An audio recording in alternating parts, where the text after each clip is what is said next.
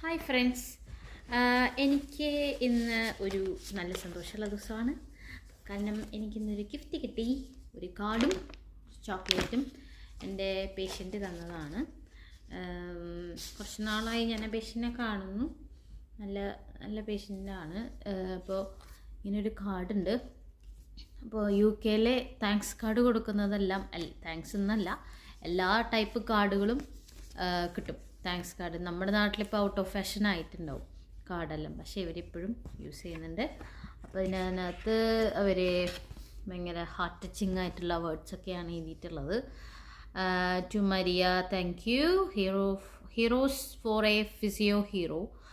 Thanks for all your effort for the പേഷ്യൻ്റെ പേര് അത് ഞാൻ പറയുന്നില്ല. For all the care and support, you are being wonderful. With love, പേഷ്യൻ്റെ പേര്.